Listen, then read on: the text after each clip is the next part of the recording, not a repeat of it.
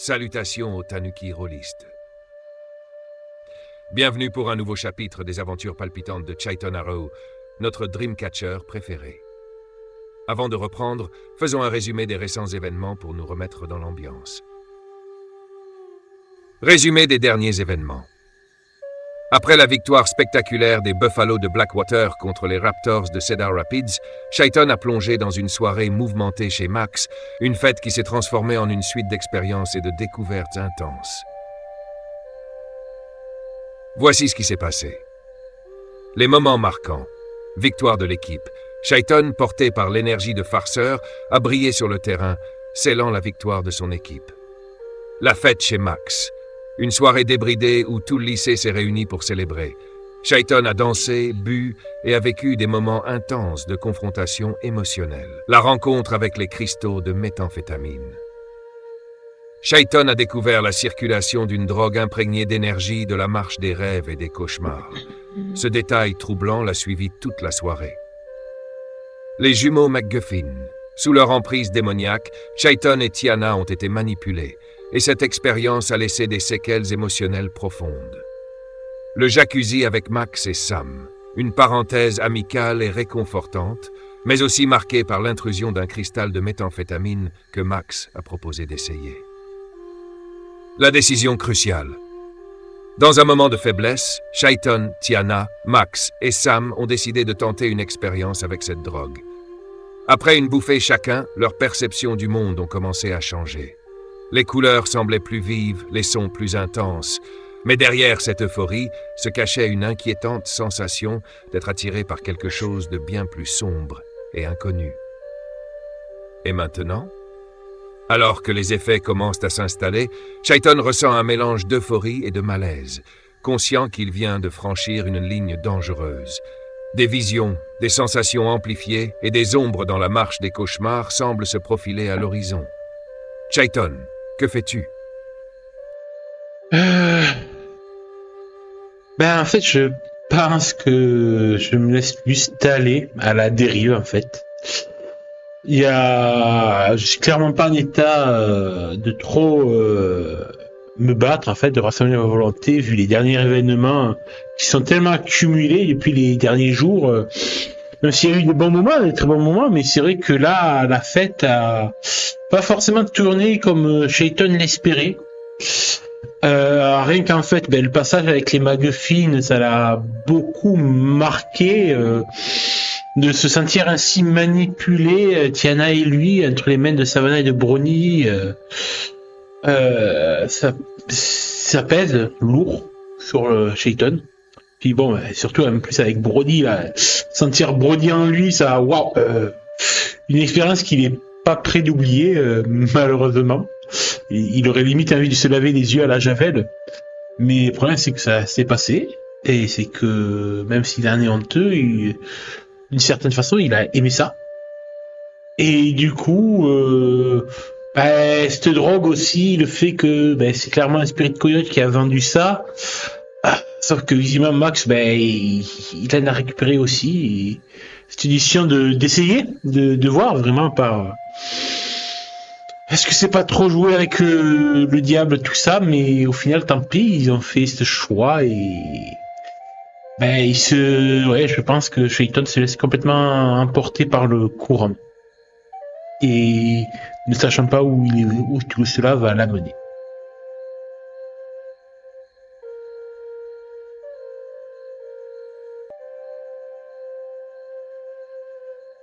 Alors que Chaiton se laisse aller, l'effet des cristaux s'intensifie doucement, s'infiltrant dans ses perceptions et brouillant les frontières entre le réel et l'irréel. Assis dans le jacuzzi, entouré de Max, Sam et Tiana, le jeune Dreamcatcher ressent une étrange chaleur envahir tout son corps, comme si l'eau bouillonnante amplifiait le feu qui s'éveillait en lui. Les étoiles au-dessus semblent soudain scintiller plus intensément. Elles dansent, leur lumière se mêlant à des ombres mouvantes qui descendent lentement du ciel. Il cligne des yeux, mais les visions persistent. Il sent son cœur battre plus fort, chaque pulsation résonnant comme un tambour. Tiana, blottie contre lui, reste silencieuse, mais il perçoit une dans ses muscles, comme si elle voyait quelque chose d'invisible pour les autres. Chayton, murmure-t-elle, sa voix résonnant étrangement dans sa tête. Elle le regarde, ses yeux brillants de peur et de compréhension. Elle aussi semble ressentir les premiers effets de la drogue, mais son instinct vaudou semble lui envoyer un avertissement que Chayton n'arrive pas encore à déchiffrer. Max éclate de rire, la tête penchée en arrière, fasciné par les étoiles qui continuent de danser. « Tu vois ça, Sam? C'est comme si le ciel respirait. » Sam, lui, reste immobile, ses yeux grands ouverts. Il semble fasciné, mais une goutte de sueur perle sur sa tempe, trahissant une angoisse latente. Pour Chayton, le monde se dilate. Les rires, les murmures et les éclats de voix deviennent des échos lointains. Les ombres qui descendaient des étoiles semblent se rapprocher, prenant forme. Des silhouettes indistinctes, à mi-chemin entre l'humain et l'animal, apparaissent au bord de sa vision. Elles dansent, se fondent dans les ombres des arbres entourant le jardin et semblent chuchoter. Il n'arrive pas à comprendre les mots, mais il sait qu'ils s'adressent à lui. Puis une voix s'élève, claire et grave, résonnant dans sa tête. « Tu as ouvert une porte, Chayton Arrow. Es-tu prêt à affronter ce qui s'en échappe ?» C'est la voix de Farceur. Mais cette fois, elle semble bien plus sérieuse et inquiète que d'habitude. « Je t'avais averti de ne pas jouer avec le feu. Que fais-tu, Chayton? Ignorer ces visions et te laisser emporter ou essayer de te reconnecter à la réalité et comprendre ce qui se passe vraiment? »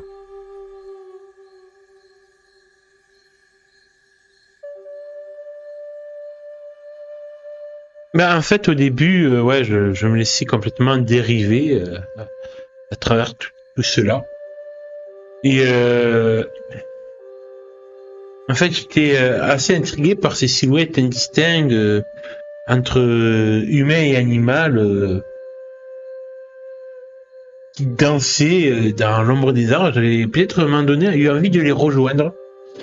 Mais quand j'entends du coup la voix de Farceur qui, étonnamment, me sort pas son habituel et gamin, et que surtout, en plus, il est visiblement, assez inquiète, sérieuse et inquiet. C'est pas son habitude, lui qui est toujours espiègle, taquin, et prompt à se moquer de moi.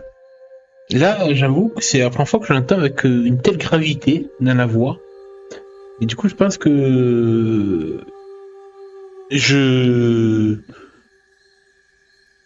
j'attends, en fait, qu'il me fasse un signe supplémentaire ou quand il me dit, il m'a posé une question, es-tu prêt à affronter ce qui s'en échappe, par exemple d'une porte que j'aurais ouverte? Et du coup, je me dis que c'est sûrement ce qu'il y a de mieux à faire. Moi, je reste là, dans ce jacuzzi, à semi-conscient, me laisser dériver encore plus dans les effets de la drogue. Soit je retrouve ces drôles de silhouettes qui dansent à la lisière de mon champ de vision, ou soit j'ouvre cette porte, comme le dit Farceur. Et je pense que vu le sérieux qu'il prend, je vais suivre son conseil. Et je vais lui dire que je suis prêt à affronter ce qui s'en échappe.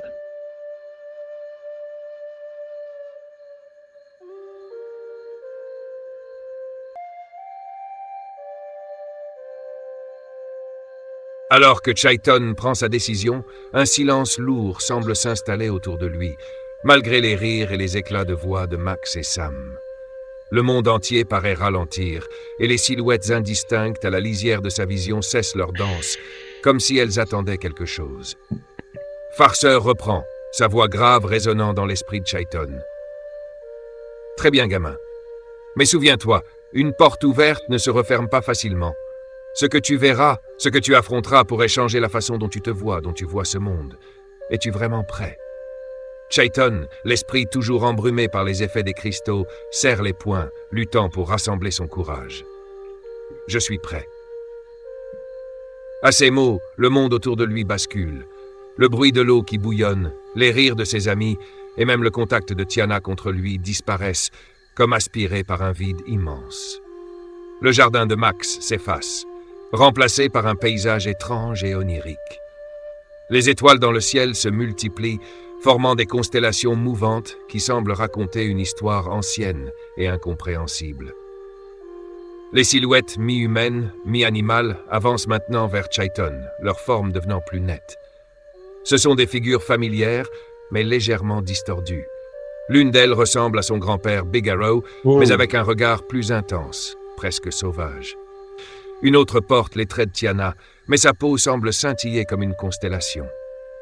Enfin, une silhouette plus grande que les autres s'approche, un coyote immense, drapé d'ombres mouvantes, ses yeux brillants comme des flammes. Il s'arrête devant Chaiton et incline légèrement la tête, une aura de pouvoir et de danger émanant de lui. Tu cherches à comprendre ce qui se passe, petit rêveur. Alors montre-nous de quoi tu es fait. Traverse le seuil. Le coyote recule, révélant une immense porte d'ombre et de lumière qui pulse devant Chaiton. Elle semble vivante, comme si elle respirait. Une chaleur étrange émane d'elle, à la fois réconfortante et terrifiante. Chaiton se tient face à la porte, sachant qu'une fois franchie, il n'y aura pas de retour en arrière. Farceur murmure doucement, cette fois plus espiègle, mais toujours sérieux. « Allez gamin, c'est ton choix, mais souviens-toi, je suis là. Enfin, pour regarder, pas pour porter tes fesses, hein. Que fais-tu? Franchis-tu le seuil de cette porte onirique ou hésites-tu, cherchant un autre moyen de comprendre ce qui t'entoure? »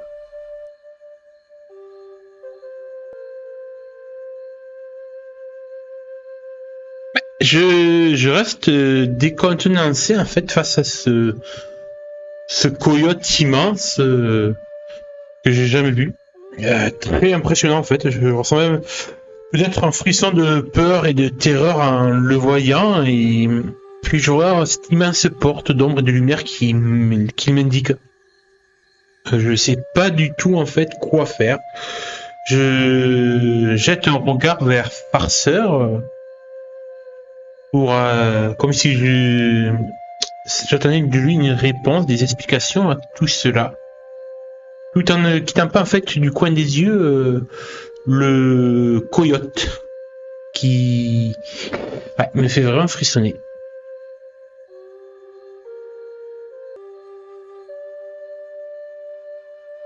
Chaiton, décontenancé, observe la scène qui se joue devant lui, partagée entre la peur et la curiosité.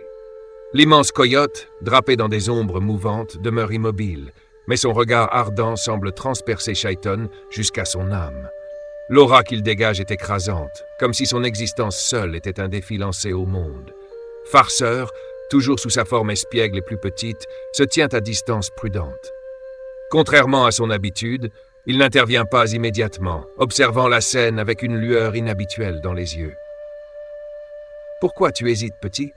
murmure Cruel d'une voix grave qui résonne comme un grondement lointain.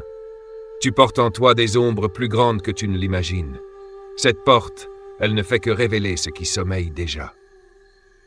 Pourquoi fuir ta véritable nature ?» Chaiton sent un frisson courir le long de son échine à ces mots. Il tourne un regard vers Farceur, cherchant une explication, un réconfort, mais pour la première fois, le petit husky reste étrangement silencieux. Finalement, Farceur se rapproche un peu, ses yeux clairs fixant Chaiton avec une intensité inhabituelle. « Eh gamin !» commence-t-il, sa voix étrangement posée. « C'est pas tous les jours que tu rencontres, lui. Moi, je suis juste, disons, un éclat. Un fragment, un reflet plus léger de ce qu'il est. Cruel, là-bas, c'est l'original. Le véritable esprit qui veille sur ta lignée. » Le mot « lignée » frappe Chaiton comme une gifle. « Ma lignée ? Qu'est-ce que tu veux dire, farceur? Et pourquoi je ressens ça? Comme si cette chose, non, cet esprit, me connaissait. » Farceur incline légèrement la tête, presque désolé.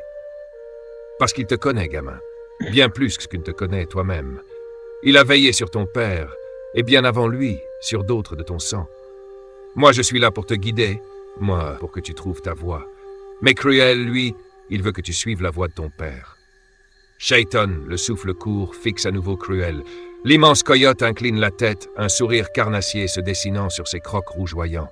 « Farceur est prudent, mais moi, je suis direct. Ton père a forgé un chemin dans les ombres, un chemin de puissance, de contrôle. Toi, tu tâtonnes, tu hésites.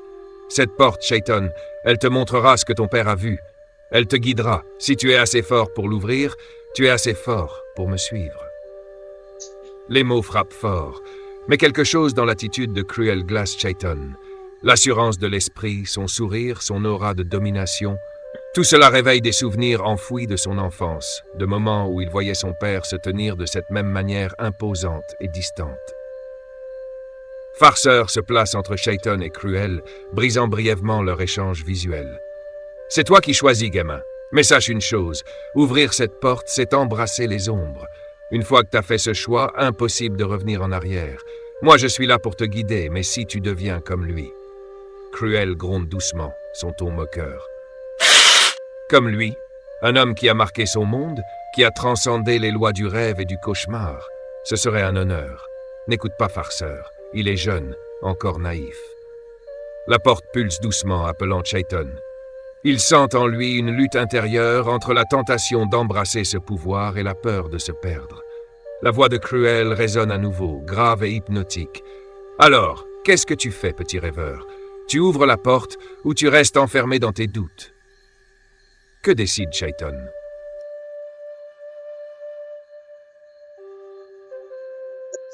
Chayton, il est complètement déboussolé là. Il vient encore d'apprendre encore des nouvelles révélations sur son histoire et tout. Ça fait encore un coup supplémentaire.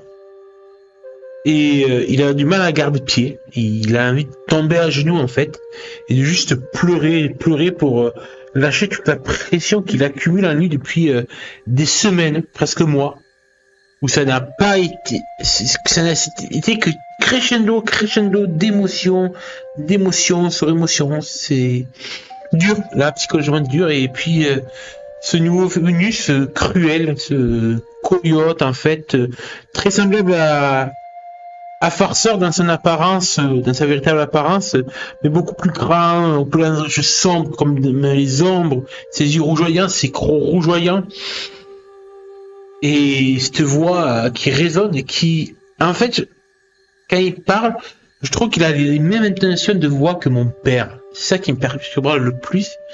Puis du coup, quand il a dit qu'il veille sur ma lignée en fait depuis des générations, ça me fait tiquer, parce que j'aimerais vraiment savoir de quoi il parle exactement. Du coup, j'essaie de relever, de au moins mettre au moins sur un seul genou, en fait, tu vois, je me relève un petit peu, mais je suis toujours un peu à moitié accroupi, et j'essaie de soutenir son regard. J'ai l'impression de plonger mon regard dans des braises ardentes. Et malgré la peur qui me fige, j'arrive à bégayer quelques mots et Qui es-tu réellement? Qu'est-ce que tu sais sur ma lignée? Et au fond de moi, en fait, j'ai un doute. Et en fait, au fond de moi, j'ai un doute qui commence à m'assaillir. Que je sais que mon grand-père n'a rien à voir avec les Dreamcatchers. Contre mon arrière-grand-père, Enopai, il était comme moi. Évidemment, mon père aussi. Mon père, d'après ce que j'ai compris, il se fait influencer par un esprit, un Manitou. Et j'ai bien l'impression que c'est ce Cruel que j'ai en face de moi. Mais mon arrière-grand-père Enopai, lui, je sais qu'il est mort dans la marche des rêves des cauchemars. Et je sais pas pourquoi, j'ai un vilain pressentiment que c'est ce Cruel qui est le meurtrier de mon arrière-grand-père.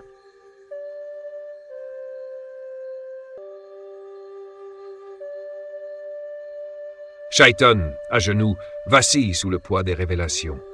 Ses épaules tremblent non seulement de la peur, mais de l'épuisement, de la charge accumulée depuis des semaines, peut-être des mois.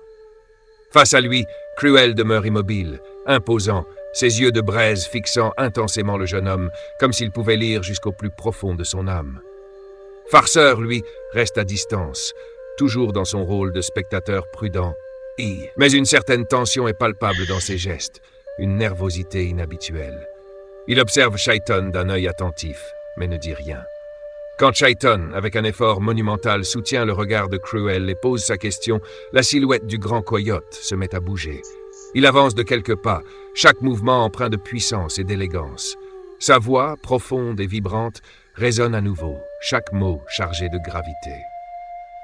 Ta lignée, petit rêveur, est marquée par des choix difficiles, par des sacrifices, par des luttes qui dépassent l'entendement des mortels. Énopei, ton arrière-grand-père, il était comme toi, un rêveur têtu, un esprit pur. Mais comme toi, il doutait. Comme toi, il hésitait à embrasser sa véritable nature. Cruel incline légèrement la tête, un sourire cruel étirant ses babines. Et comme toi, il s'est retrouvé face à une porte qu'il n'a pas su ouvrir. Chayton sent son cœur se serrer. Les implications sont claires, mais il n'ose pas encore mettre des mots dessus. Cruel poursuit, implacable. Ton père, lui, n'a pas hésité. Il a saisi sa puissance, il a transcendé les limites du rêve et du cauchemar. Il est devenu un homme qui a marqué son monde. Il a compris que l'équilibre est une illusion, une chaîne créée pour limiter les esprits forts. Farceur lâche un grognement, brisant brièvement le discours de Cruel. Et où ça l'a mené, hein? Regarde autour de toi, Cruel. Ce gamin, il porte les cicatrices de ce que ton grand homme a laissé derrière lui. Cruel ne répond pas immédiatement. Il fixe Farceur d'un regard glacial avant de revenir à Chayton, s'approchant encore plus près. Sa voix devient un murmure. Pourtant, elle résonne dans la tête de Chayton comme un grondement. Ton arrière-grand-père, Énopei, il a choisi de me défier, et il a échoué. Mais toi, Chayton, tu es différent. Je vois en toi un potentiel que lui n'avait pas. Tu as la chance de briser les chaînes qui t'entravent, de surpasser tes ancêtres. Cette porte. Cruel tourne légèrement la tête vers la porte d'ombre et de lumière qui pulse doucement à côté d'eux. Elle t'offre une voie. Si tu l'ouvres, tu comprendras ce qu'Énopei n'a jamais pu voir. Tu comprendras pourquoi ton père a fait ce qu'il a fait. Un frisson parcourt Chayton alors qu'il comprend enfin l'implication. Tu l'as tué, pas vrai? Sa voix est faible, mais le poids de la question est immense. Tu as tué mon arrière-grand-père. Cruel ne répond pas tout de suite. Son sourire s'élargit légèrement, mais il ne confirme ni ne nie. Peu importe ce qui est arrivé à Énopei, ce qui compte, c'est ce que toi, tu vas choisir de faire maintenant. Farceur, jusque-là silencieux, s'avance enfin, se plaçant entre Cruel et Chayton. Gamin, écoute-moi bien. Si tu ouvres cette porte, tu ne fais pas que choisir une voie. Tu invites des ombres que tu ne pourras peut-être jamais chasser. Et crois-moi, j'ai vu ce que ça a fait à ton père. Tu crois qu'il est devenu fort? Il est devenu leur esclave. Chayton est pris entre deux forces opposées, l'une sombre et séduisante, l'autre espiègle mais étrangement protectrice. Il regarde à nouveau la porte, ressentant son appel presque irrésistible. La voix de Cruel murmure à nouveau, douce mais insidieuse. Tu es à un tournant, Chayton. Fais le choix de la force ou reste à genoux dans tes doutes et ta faiblesse. La décision appartient désormais à Chayton. Que fait-il? J'ai écouté ça, j'ai écouté ce qu'a eu à dire Cruel, j'ai encaissé en fait. Il a clairement avoué que c'était lui qui avait tué mon grand-père, mon arrière-grand-père. Et ouais, ça me fout un coup et je ressens quand même de la colère et une envie de vengeance. Et du coup, je finis de me relever complètement. Je lui fais face. Surtout quand il évoque mon père et tout, que d'ouvrir cette porte me fera devenir comme lui. Et ça, même si j'admire mon père, je l'aime mon père, je l'ai toujours vu comme un héros, je comprends en fait qui il est réellement, qu'il est pas l'homme que je croyais. Et du coup, je fais face à Cruel, en lui lançant... Franchir cette porte et tu deviendrais comme mon père? Tu dis? C'est ça? Cet homme, c'est qui visiblement est capable, grâce à toi, de pouvoir, je ne sais pas de comment, mais manipuler la marche des rêves et des cauchemars pour faire quoi exactement? L'insuffler dans une sorte de drogue, dans des cristaux de méthamphétamine? Pour faire quoi? Vous foutez de ma gueule là? C'est quoi ce projet que vous avez?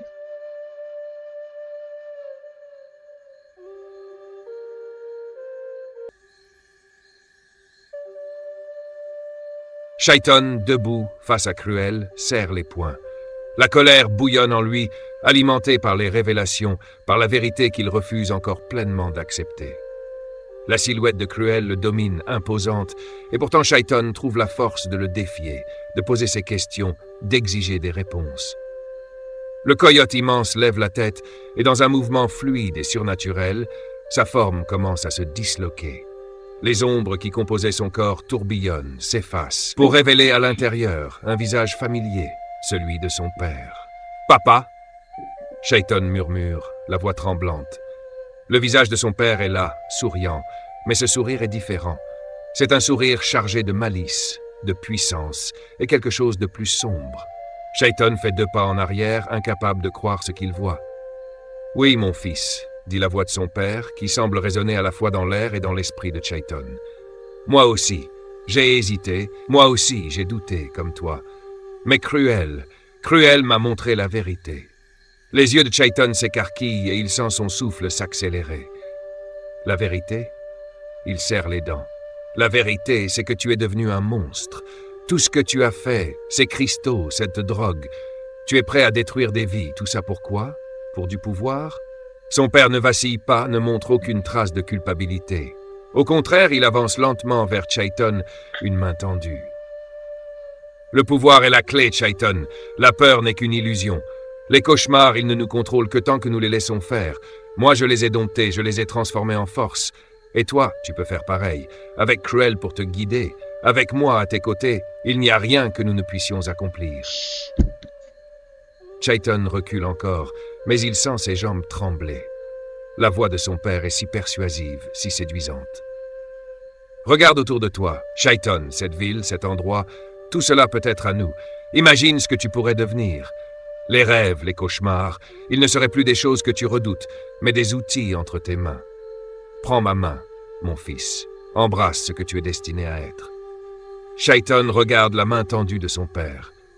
Il sent une chaleur, une puissance émanant de lui, mais aussi une ombre, une noirceur qu'il ne peut ignorer. Les souvenirs affluent. Son grand-père, son arrière-grand-père, les histoires qu'il a entendues, les cauchemars qu'il a vécus. Il se souvient aussi de Tiana, de Sam, de Max, de tout ce qu'il aime dans ce monde. Mais une partie de lui hésite. Une partie de lui se demande si son père n'a pas raison. S'il n'est pas temps pour lui de cesser de lutter, de cesser d'avoir peur et d'embrasser ce qu'il est. Que fait Shaiton? J'ai l'impression d'effrayer quand je vois mon père face à moi, alors qu'il est censé être dans sa cellule de prison. Mais je comprends qu'en fait, vu qu'il est Dreamcatcher lui aussi, il doit sûrement agir dans son sommeil. Et pouvoir donc intervenir en fait à travers la toile d'Ashibi Kahashi, surtout avec l'appui de son propre guide spirituel, ce Cruel. Et du coup, c'est une confrontation père-fils qui se déroule. Et j'ai beau avoir eu depuis toute mon enfance de l'amour pour mon père, de le respect. Les derniers événements m'ont prouvé qu'en fait, il était peut-être ça me fait mal de le dire, mais une ordure. Car je repense à quelque chose et dit, tu me parles de pouvoir, de dominer le cauchemar, de nous servir pour notre propre puissance. Mais tu as vu ce que tu as fait? J'ai vu t'as été le district de la réserve. J'ai vu comment était notre tribu. Là, mec, ta drogue, putain, elle circule. Ronnie, mon ami, il est dans un état de loc à cause de toi. C'est ça les valeurs des Spirit Coyotes? Je croyais que le gang s'était toujours juré de ne jamais laisser ce genre de merde circuler parmi nous, parmi les nôtres, parmi nos semblables. Juste pour se faire de l'argent sur le dos des blancos. Mais là, t'abuses. Non, c'est pas possible. Puis c'est quoi? C'est même pas une drogue, c'est pire que ça. Tu commences à empoisonner notre propre peuple. Tu t'en rends compte? Et c'est ça que tu veux que je devienne? Comme toi? J'ai vu dans les souvenirs de papy, de ton propre père, Ce qui était réellement à la base, les Spirit Coyotes, ce qui lui, il voulait qu'ils deviennent des protecteurs et pas des oppresseurs. Alors non, c'est pas mon héritage ce que tu me proposes. Mon héritage, c'est celui de mon grand-père, de mon arrière-grand-père, qui ont toujours voulu défendre les leurs, protéger le monde éveillé de la nuisance, de celle du monde des cauchemars. Et du coup, je sens en fait ma conviction, mon courage en fait, comme si j'avais l'impression en fait de sentir la présence de mon grand-père, Big B, comme s'il posait sa main sur mon épaule. Peut-être qu'en fait d'ailleurs c'est un peu le cas, je vois sa silhouette un peu, c'est fantomatique alors qu'il est toujours dans le coma à l'hôpital de Emberlek. Et je pense qu'en fait, le fait de parler de lui, ça attire son subconscient jusqu'à moi à travers la marche des rêves des cauchemars. Et qu'il est là, à côté de moi, pour m'aider à me dresser face à mon propre père, face à son fils. Et du coup, je défie mon père du regard, attendant ce qu'il a à me répondre.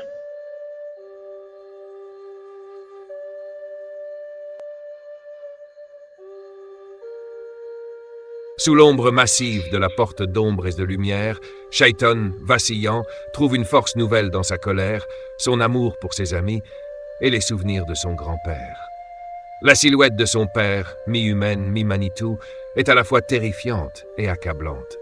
Son cœur bat fort dans sa poitrine alors qu'il se dresse, défiant l'homme qu'il a tant admiré autrefois. « Chai, tu crois vraiment que je vais suivre ton chemin? Ce que tu fais, ce n'est pas du pouvoir. C'est de la destruction. J'ai vu ce que ta drogue fait à notre peuple, à nos amis. Ronnie, il est brisé à cause de toi. Et maintenant, tu veux que je t'aide à empoisonner encore plus de vies? T'as oublié ce que grand-père voulait?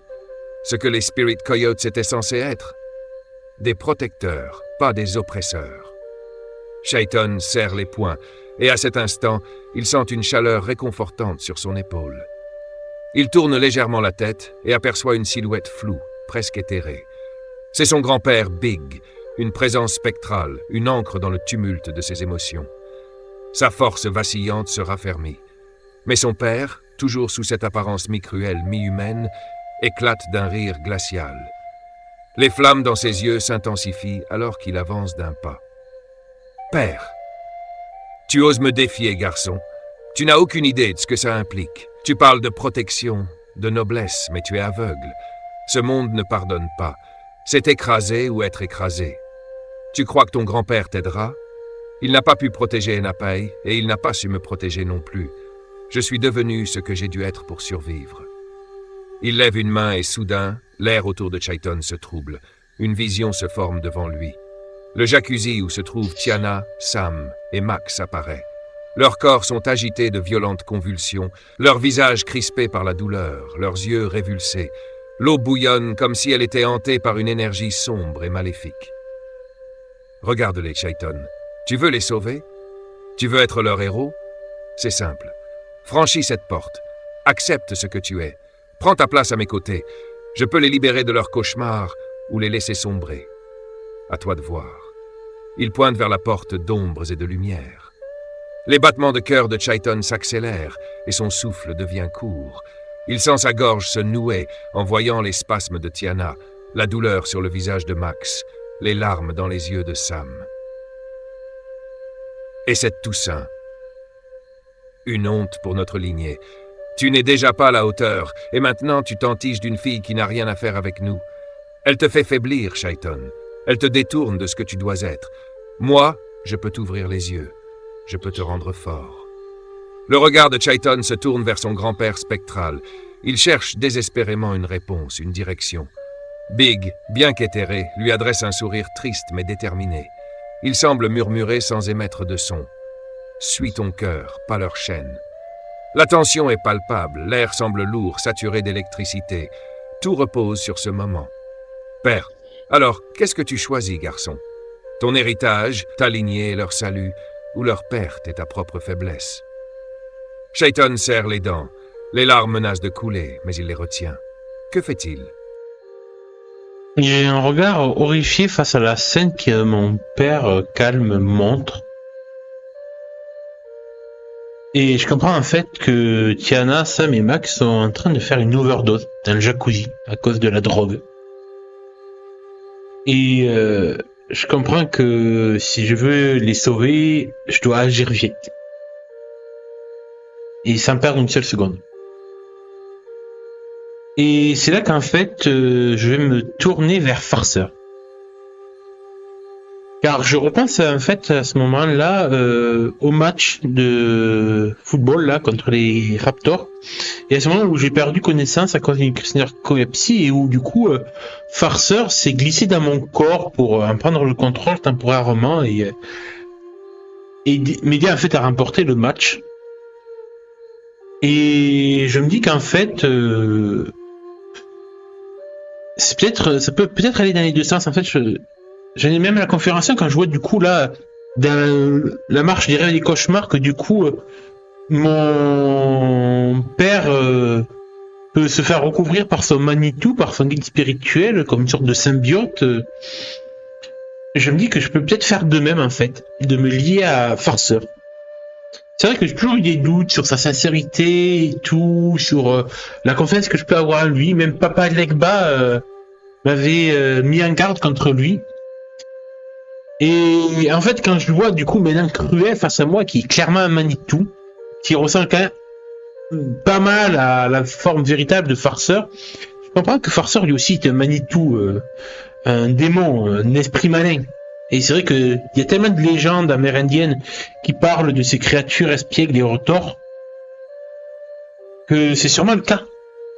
Mais je sais pas, il y a toujours eu ce truc avec Farceur. Puis ces derniers jours, je l'ai vu clairement que malgré ce côté espiègle, sa forme de ski, il a aimé passer du temps en famille avec Mika, avec ma mère, les gratouilles, le bacon. Et il a toujours fait en sorte de veiller sur moi, à sa façon certes, mais voilà, en me mettant au défi, même si je prenais des risques, il était du genre à me voir tomber pour mieux me relever. Et je sais qu'au fond de lui, en fait, il tient à moi. Et qu'il est peut-être pas comme Cruel, pas un Manitou pourri jusqu'à la moelle. Et du coup, en fait, je tends juste ma main vers Farceur, qui est dans sa forme véritable, donc cette créature semblable à un husky humanoïde assez gras avec des longs membres noirs aux plages noires au niveau des jambes et des bras qui sont très longs aussi et le reste du corps au pelage blanc avec ce sourire toujours garni de crocs, ses yeux noirs. Et en fait je pense qu'il comprend ce que je veux faire et il va juste lui aussi tendre la main en retour contre la mienne. Ses griffes vont frôler le bout de mes doigts. Et en fait, comme un symbiote, en fait, petit à petit, sa propre forme, en fait, va venir recouvrir mon corps du même. Et on va, faire une sorte de fusion, de symbiose entre son apparence et la mienne, et tout comme mon père fait avec Cruel. Et du coup, en fait, alors que l'apparence de Farceur me recouvre complètement,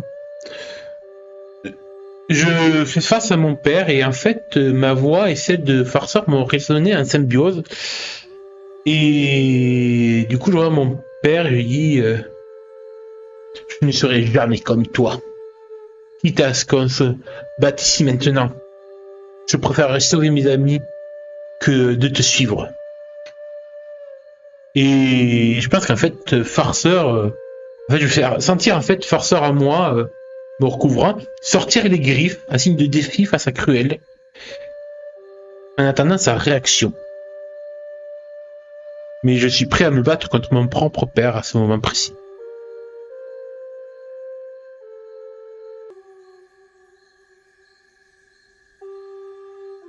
La scène bascule dans une tension presque insoutenable.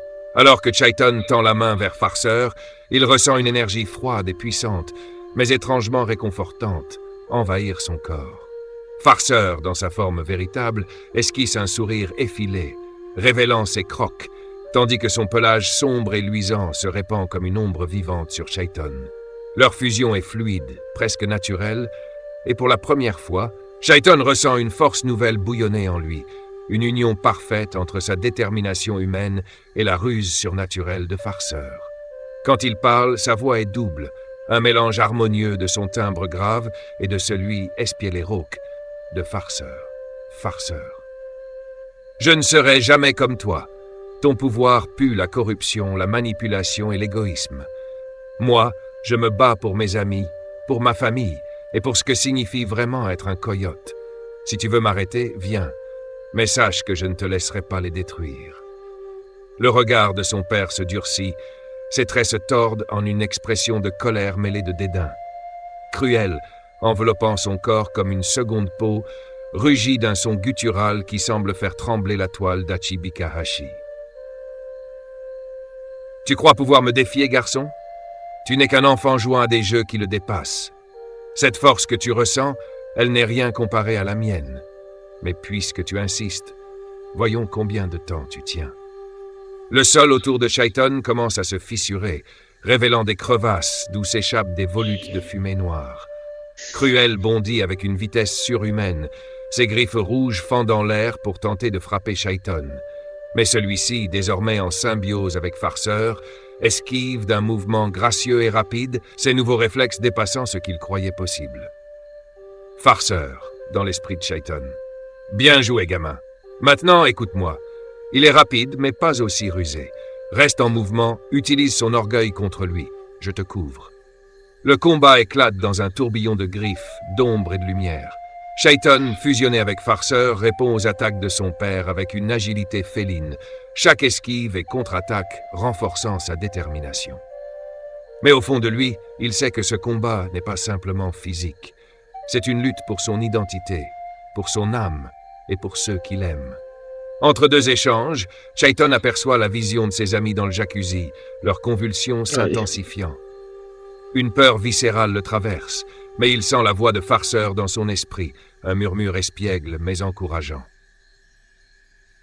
On va les sauver, mais d'abord, concentre-toi. C'est notre chance de montrer à ce vieux débris que le vrai pouvoir, c'est de protéger, pas de détruire. Shaiton, renforcé par cette symbiose inattendue, se prépare pour la prochaine attaque de son père, déterminé à faire face, coûte que coûte. J'écoute les conseils de Farceur, alors qu'ils sont en totale symbiose, son apparence véritable me recouvrant comme une seconde peau. Je trouve ça même euphorisant en fait, comme sensation. Et du coup, en fait, je mets à profit toute mon expérience physique que j'ai acquise grâce à mes entraînements de football et les matchs en tant que receveur pour filer comme l'éclair, en fait, pour éviter les coups de griffe de mon père recouvert lui par Cruel. En fait, comme si j'étais sur le terrain, en fait, à esquiver des plaquages et des tacles. Et j'écoute en fait les conseils de Cruel qui dit que certes, de Farceur, je veux dire, les conseils de Farceur, qui dit que certes, mon père et Cruel sont beaucoup plus forts, rapides que nous, mais que c'est son propre orgueil, sa faiblesse. Et du coup, je vais essayer d'exploiter, du coup, entre deux esquives et tout, je vais commencer à lancer quelques pics, quelques railleries à mon père et à Cruel, lui disant que de toute façon, l'esprit de coyote se porte bien mieux sans toi. Maman gère 10 fois mieux le club que toi. Au moins grâce à elle, l'esprit de coyote pourront redevenir ce qu'ils sont réellement, ce qu'ils sont censés être.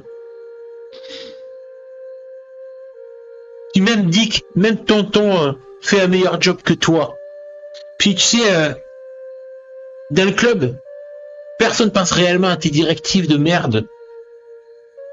Et on vit une nouvelle vie, une renaissance pour les coyotes. Si tu savais, comme l'ambiance est 10 fois meilleure entre tous les membres, tous les bikers, depuis que t'es plus là derrière tes barreaux. Et en fait, j'essaie de le mettre en rogne, lui balancer tout ça, pour du coup prévoir plus facilement ses prochaines attaques.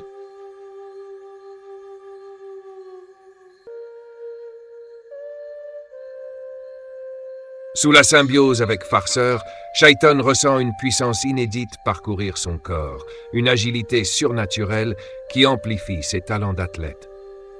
Cruel et son père, dans leur fusion macabre, frappent avec une force brutale, chaque coup de griffe créant des déchirures dans la toile d'Ashibikahashi.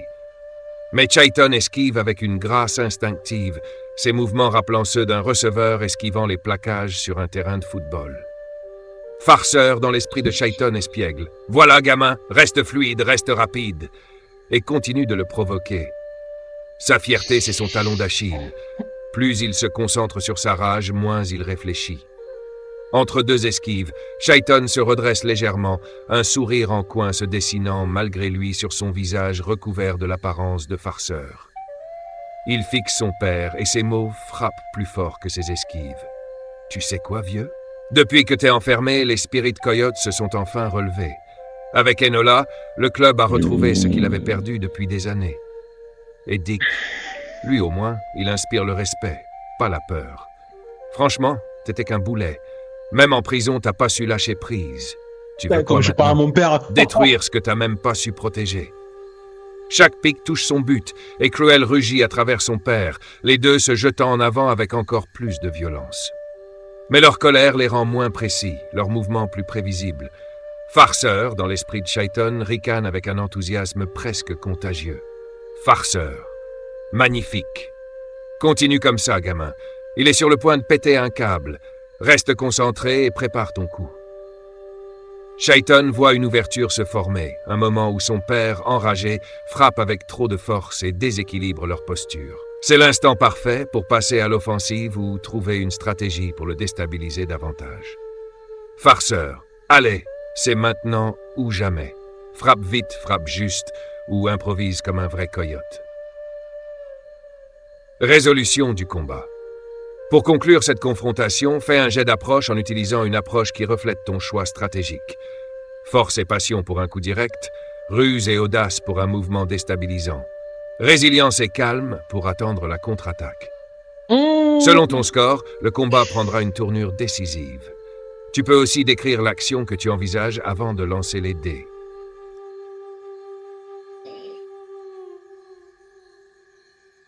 Alors, le choix de l'approche là, il va pas être évident parce que du coup, vu tous mes états préjudiciables, j'ai l'état confus, coupable, fragile. Ça m'empêche du coup d'utiliser les approches suivantes, si je ne me trompe pas, avec force et passion, avec intelligence et ruse et avec souplesse et charme. Donc c'est mes trois approches prédominantes. Du coup, c'est un peu compliqué là en fait.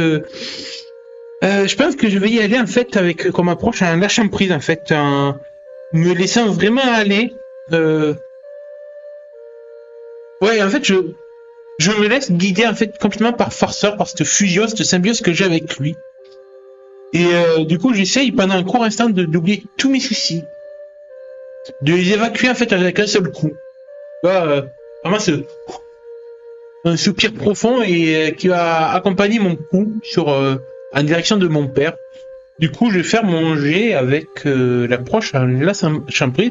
Et est-ce que tu m'autorises à utiliser ma spécialité majeure, sensibilité onirique, qui montre que j'ai un certain pouvoir en fait sur le monde onirique, et vu qu'on se bat justement dans la marche derrière les cauchemars, est-ce que du coup tu crois que ça peut m'apporter un avantage?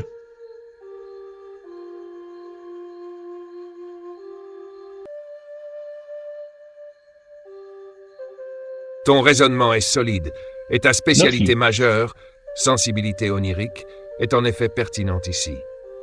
Puisque ce combat se déroule dans la marche des rêves et des cauchemars, ton lien particulier avec ce monde te donne un avantage. Effet, tu peux lancer avec avantage, grâce à ta spécialité, ce qui te permet de lancer 3D et de garder les deux meilleurs résultats. Ok. Ajoute également ton bonus d'approche, lâcher prise. Prends un moment pour visualiser l'attaque, en décrivant ton intention ou ta posture, puis lance les dés. Nous utiliserons le résultat pour déterminer l'impact de cette confrontation sur ton père, sur Cruel et sur toi-même. Mais je suis poissard au dé, c'est pas possible. Ah,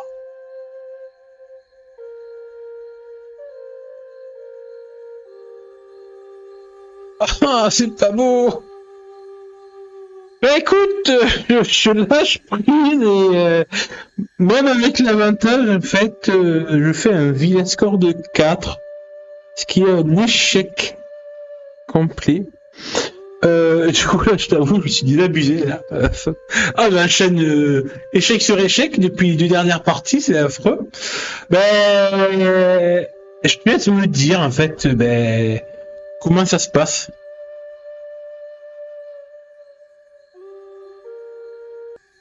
Bon, visiblement, l'échec est cruel avec moi, c'est vraiment le cas de le dire. Et même moi, je veux pas lire cela, donc je vais lire à sa place. Tu te laisses totalement porter par Farceur, ressentant cette étrange fusion. Un lien inédit qui te donne une force que tu n'as jamais connue. Les mots de Farceur te résonnent encore dans la tête. C'est son orgueil, gamin. Frappe là où il croit être invincible. Mais alors que tu te prépares à agir, à porter ton coup décisif, tu sens quelque chose se briser en toi.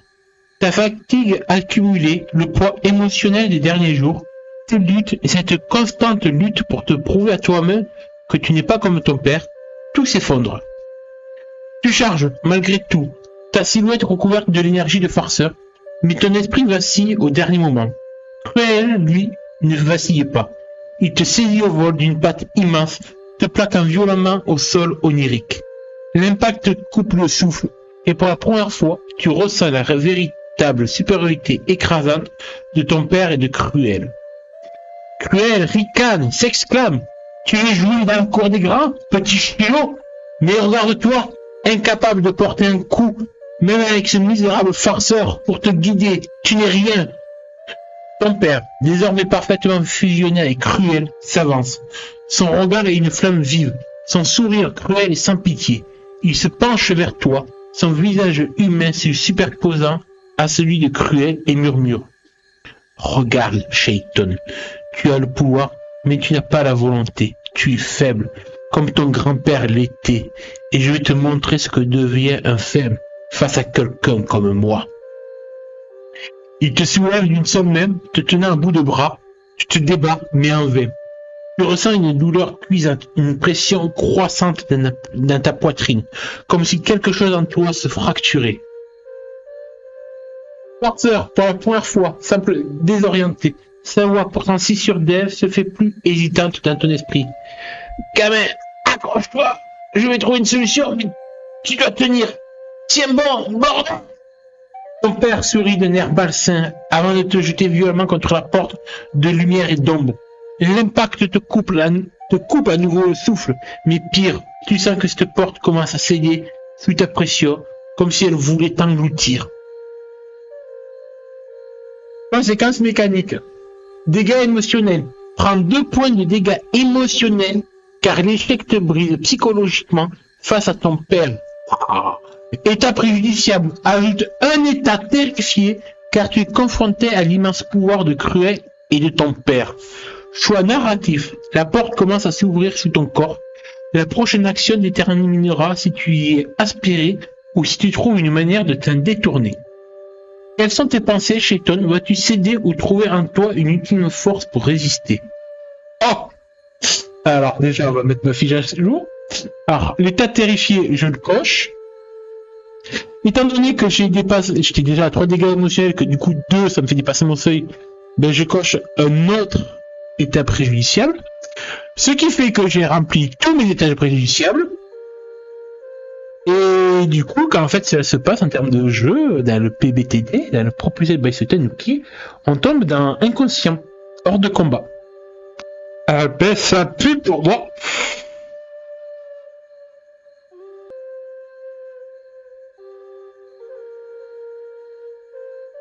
Merci pour les précisions mécaniques, elles donnent une belle profondeur à la scène.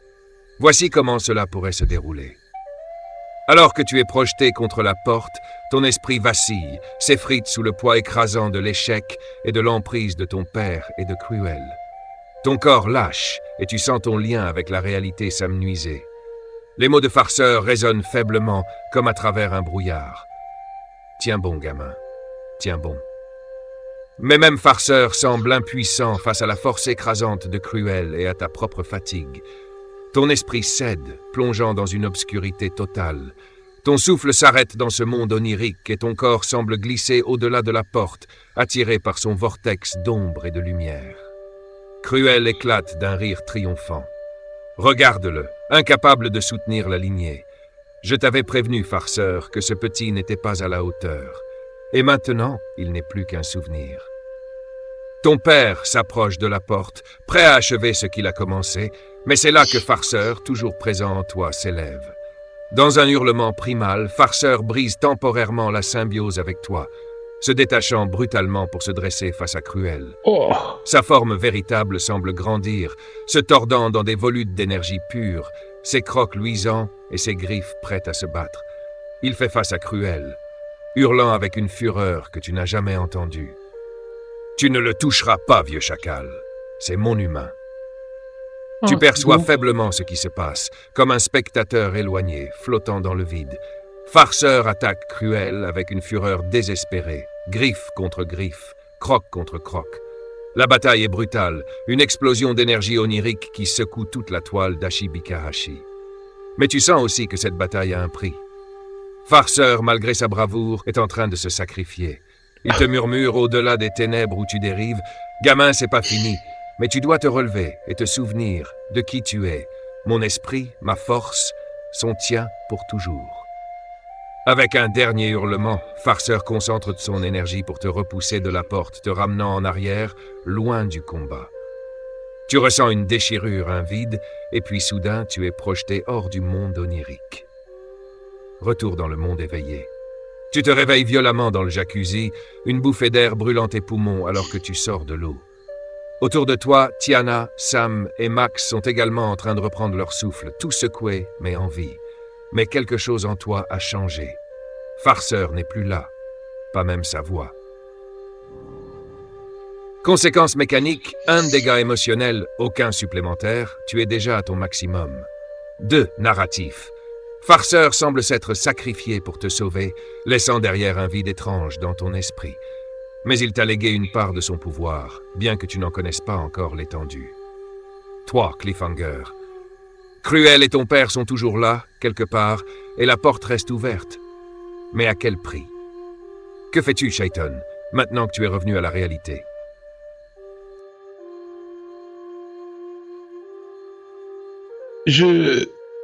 Alors que mon corps, mon esprit était complètement presque anéanti, grâce au sacrifice de Farceur, je reprends conscience dans le monde éveillé. En fait, je me relève d'un bond, alors que je suis toujours dans un jacuzzi, en hurlant. Je sens d'un coup les larmes me monter aux yeux et... Farceur, non, pas ça. Et j'ai tellement envie en fait de le voir là devant moi sous sa forme de ski sur la pelouse, mais c'est pas là. Et je me laisse retomber en fait dans l'eau du jacuzzi, complètement anéanti. Alors que je pense que Tiana, Sam et Max me voient s'effondrer, alors qu'eux aussi reprennent conscience et se précipitent sur moi pour m'aider à me relever. Et moi je suis là en fait, je me laisse faire. Complètement, ouais, le regard perdu dans le vide, essayant de me dire que ouais, je vais revoir Farceur, et c'est mon petit husky avec son petit regard espiègle, mais il est pas là, il est plus là.